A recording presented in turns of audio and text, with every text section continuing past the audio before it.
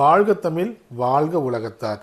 நான் உங்கள் அன்பு தோழன் மூவேந்திர பாண்டியன். நாலொரு திருக்குறள் வரிசைக்காக இன்றைய தினம் பொருட்பாலியல் 61வது அதிகாரமாக உள்ள மடியின்மை என்ற அதிகார தலைப்பின் கீழ் அமையப்பெற்ற 609வது திருக்குறளை காணப்போகின்றோம்.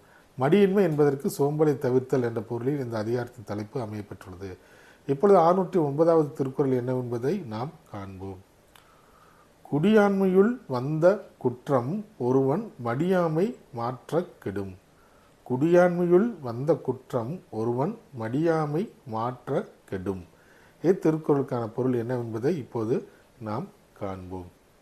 ஒருவன் சோம்பல் கொள்வதிலிருந்து விலகிவிட்டால் அவனது குடிக்கு வந்த குற்றங்களாகவும் முற்றிலும் நீங்கிவிடும் என்பது இத்திருக்குறளுக்கான பொருளாகும். மீண்டும் பொருள்: ஒருவன் சோம்பல் கொள்வதிலிருந்து விலகிவிட்டால் அவனது குடிக்கு நேர்ந்த குற்றங்கள் அனைத்தும் முழுவதும் நீங்கிவிடும் என்பது இத்திருக்குறளுக்கான முழு பொருளாகும். வள்ளுவரின் வழியினை பின்பற்றி நாமும் சோம்பல் கொள்வதிலிருந்து தவிர்ப்போம். நன்றி, வணக்கம்.